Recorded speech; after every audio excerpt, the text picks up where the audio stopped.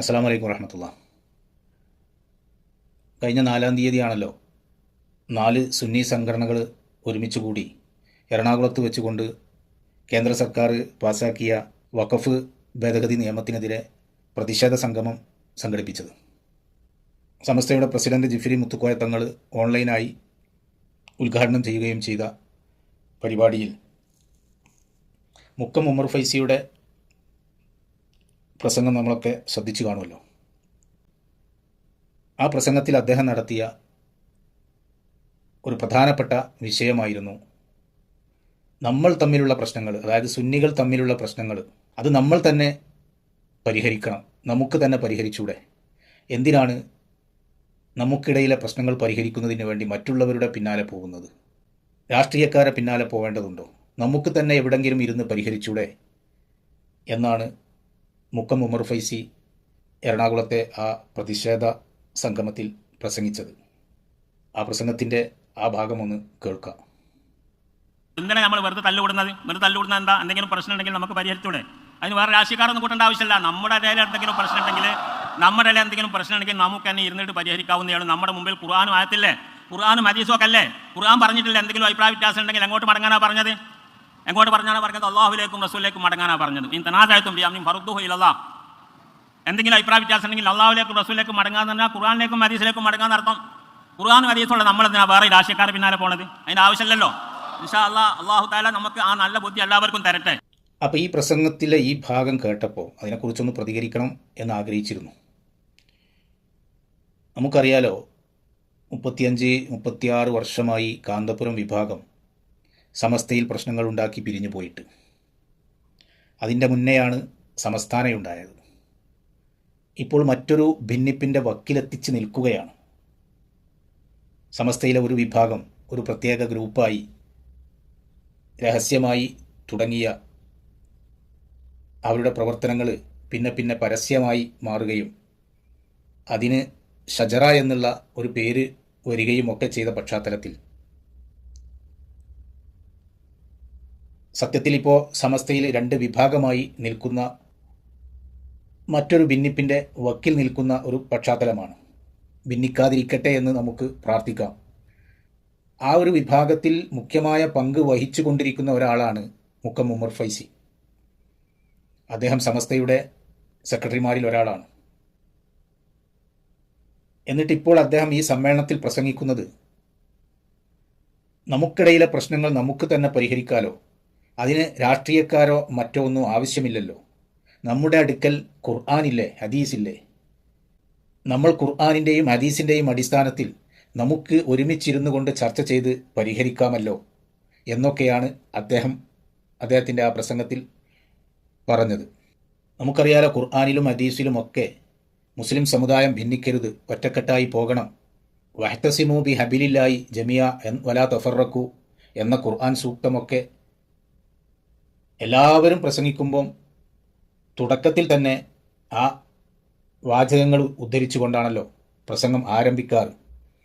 അത് ഭിന്നിച്ച് നിൽക്കുന്നവരും എല്ലാ കൂട്ടരും അങ്ങനെ തന്നെയാണ് പ്രസംഗിക്കാറുള്ളത്. എന്നാലോ ഇവരൊക്കെ ഭിന്നിച്ച് നിൽക്കുന്നവരുമായിരിക്കും. എന്നിട്ട് ഭിന്നിച്ച് നിന്നുകൊണ്ടിട്ട് അവർ പറയുകയാണ് വയത്തസിമോ ബി ഹബിലില്ലാഹി ജമിയ വലാ തഫറഖു, നിങ്ങൾ ആരും തന്നെ ഭിന്നിക്കരുത്, ഒരുമിച്ച് നിൽക്കണം എന്നുള്ളത്. അപ്പോൾ ഖുർആനിലും ഹദീസിലും ഈ വക അധ്യാപനങ്ങളൊക്കെ ഉള്ളത് കൊണ്ടാണല്ലോ കാന്തപുരം വിഭാഗവുമായുള്ള പ്രശ്നങ്ങൾ പരിഹരിക്കാൻ മഹാനായ മർഹൂം കണ്ണിയത്ത് ഉസ്താദും മഹാനായ മർഹൂം ശംസുൽ ഉലമയും ഒക്കെ ജീവിച്ചിരിക്കുമ്പോൾ മസ്ലഹത്തിൻ്റെ എല്ലാ വഴികളും സമസ്തയുടെ പണ്ഡിതന്മാർ നേരിട്ടും മധ്യസ്ഥന്മാർ മുഖേനയും ഒക്കെ നടത്തിയിരുന്നത്. അപ്പോൾ ഈ ഖുർആനിലും ഹദീസിലുമുള്ള ഈ അധ്യാപനങ്ങളൊക്കെ പഠിക്കുകയും പഠിപ്പിക്കുകയും ചെയ്തുകൊണ്ടിരിക്കുന്ന കാന്തപുരം വിഭാഗം അന്നൊന്നും അത് ഉൾക്കൊള്ളാൻ തയ്യാറായിട്ടില്ല. പിന്നീട് 2 വിഭാഗമായി തിരിഞ്ഞുകൊണ്ട് പ്രവർത്തനം ആരംഭിച്ചതിന് ശേഷം എന്തെല്ലാം തരത്തിലുള്ള വിമർശനങ്ങളാണ് ഇരു കൂട്ടരും അങ്ങോട്ടും ഇങ്ങോട്ടും നടത്തിയിരുന്നത്.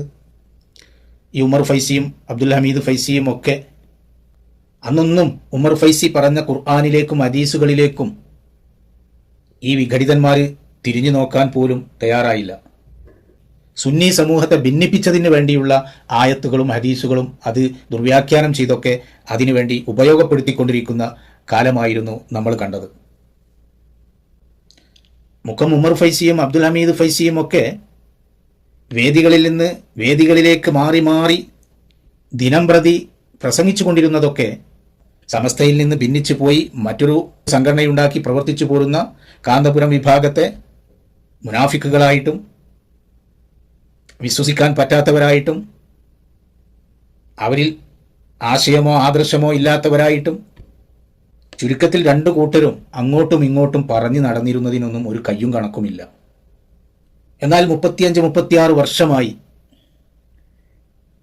മുക്കം ഉമർ ഫൈസി പറഞ്ഞ ഖുർആനിലേക്കും ഹദീസുകളിലേക്കും ഇപ്പോഴാണ് ഇവർ തിരിഞ്ഞു നോക്കുന്നത്. എന്നാൽ ഇപ്പോൾ ഈ കാന്തപുരം വിഭാഗം എന്തെങ്കിലും നിലപാട് തിരുത്തിയോ?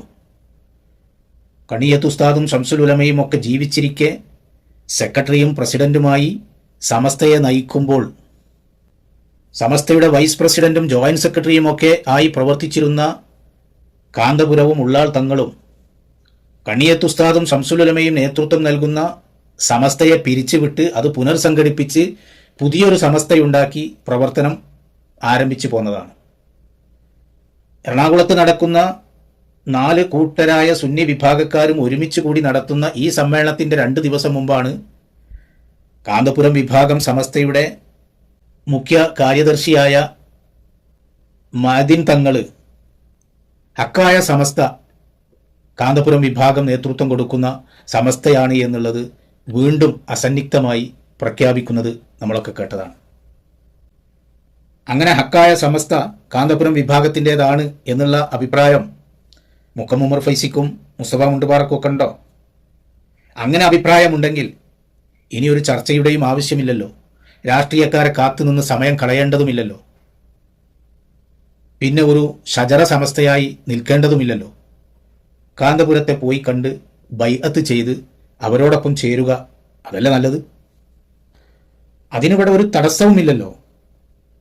ആർക്കെങ്കിലും എതിർപ്പുണ്ടോ? അപ്പോൾ ഇപ്പോഴത്തെ ലക്ഷ്യം എന്ന് പറഞ്ഞാൽ അത് സുന്നികൾ തമ്മിൽ ആത്മാർത്ഥമായിട്ടുള്ള യോജിപ്പോ അല്ലെങ്കിൽ പിന്നെ ഒരു ലയനമോ ഇതൊന്നുമല്ല. ഇപ്പോഴുള്ള പ്രശ്നം എന്താ വെച്ചാൽ മുസ്ലിം ലീഗിനെയും പാണക്കാട് കുടുംബത്തെയും ഒക്കെ ഒന്ന് പാഠം പഠിപ്പിക്കണം. മുസ്ലിം ലീഗിൻ്റെയും പാണക്കാട് കുടുംബത്തിൻ്റെയും ഒക്കെ ഒരു ആധിപത്യം അത് അവസാനിപ്പിക്കണം. അത് മാത്രമാണ് ലക്ഷ്യം. അതാണിപ്പോൾ നമുക്ക് ഖുർആനും ഹദീസൊക്കെ ഉണ്ടല്ലോ, നമുക്ക് ആ ഖുർആനും ഹദീസൊക്കെ അതിലേക്ക് തിരിഞ്ഞിരുന്നു കൊണ്ട് നമുക്കൊരു മേശയ്ക്ക് ചുറ്റും ഇരുന്ന് ചർച്ച ചെയ്ത് തീരുമാനിച്ചൂടെ എന്നുള്ള ഈ വാദമൊക്കെ പറയുന്നതിൻ്റെ അടിസ്ഥാനം. എറണാകുളത്ത് നടന്ന അതേ സമ്മേളനത്തിൽ തന്നെ മുസ്തഫ മുണ്ടുപാറ പറഞ്ഞത് നമ്മളെ പള്ളിയും മദ്രസകളുമൊക്കെ വഹാബി ജമാഅത്ത് തുടങ്ങിയ ബിദ്അത്തുകാർ പിടിച്ചടക്കാൻ പോകുന്നുണ്ട്. അതുകൊണ്ട് സുന്നികൾ യോജിക്കണം, സുന്നികൾ യോജിച്ചേ പറ്റൂ. ഇനി ഭിന്നിച്ചു പോവേണ്ട സമയമൊക്കെ കഴിഞ്ഞിരിക്കുന്നു എന്നാണ് സമ്മേളനത്തിൽ അദ്ദേഹം പറഞ്ഞത്. ഏത് വഹാബികളും ജമാഅത്തുകാരാണ് ഇപ്പോൾ സുന്നികളുടെ സ്ഥാപനങ്ങളൊക്കെ കൈയടക്കാൻ വരുന്നത്? അപ്പോൾ ഇല്ലാത്തൊരു സാഹചര്യം വെറുതെ പറഞ്ഞുകൊണ്ട് ഒരു കാരണമുണ്ടാക്കുക. എന്നിട്ട് മുസ്തഫ മാസ്റ്റർ മുണ്ടുപാറ പറയുന്നത് നമുക്കതൊക്കെ അങ്ങോട്ട് തിരിച്ചു പിടിക്കണം. ഇത് കേൾക്കുമ്പോൾ അണികളായ ആളുകൾ ഇത് കേട്ടിട്ടെടുത്ത് കിബീർ ചൊല്ലി പാസ്സാക്കുകയാണ്. ഇനി അവർ പിടിച്ചെടുത്തതോ കയ്യേറ്റം നടത്തിയതോ ഒക്കെ ആയിട്ട് അവരുടെ കയ്യിലുള്ളതായിട്ട് അവർ മുന്നോട്ട് പോട്ടെ.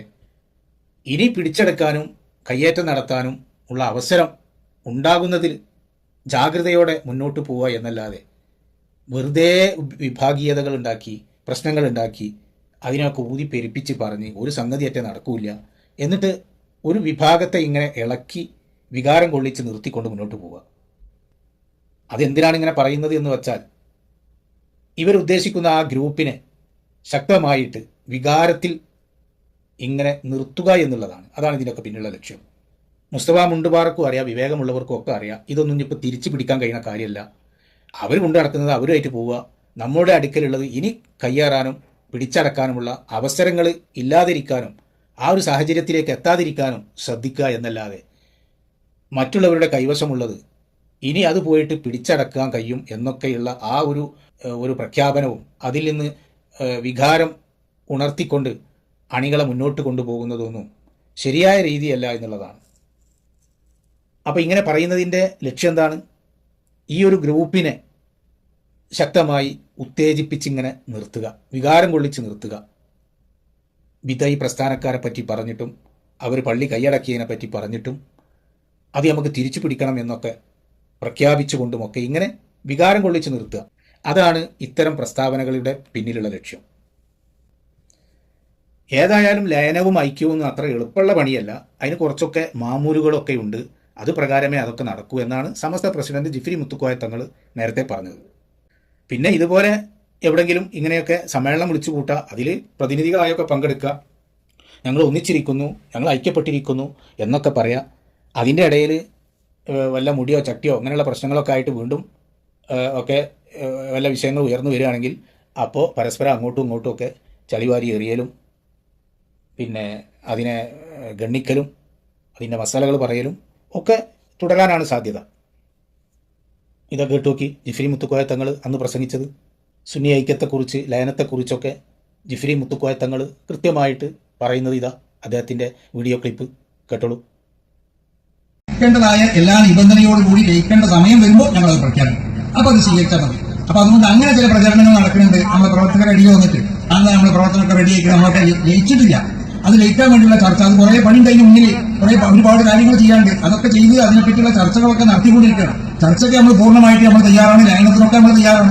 പക്ഷെ അതൊക്കെ അതിന്റെ റൂട്ടിൽ കൂടിയാവണം. റൂട്ടിൽ കൂടിയാണെങ്കിൽ തയ്യാറാണ്. അത് രണ്ട് കൂട്ടർക്കുള്ളതായ മാന്യതകളൊക്കെ കണക്കെടുത്തുകൊണ്ടാവണം ചെയ്യേണ്ടത്. അതങ്ങനെ നമ്മൾ ചെയ്യുള്ളൂ.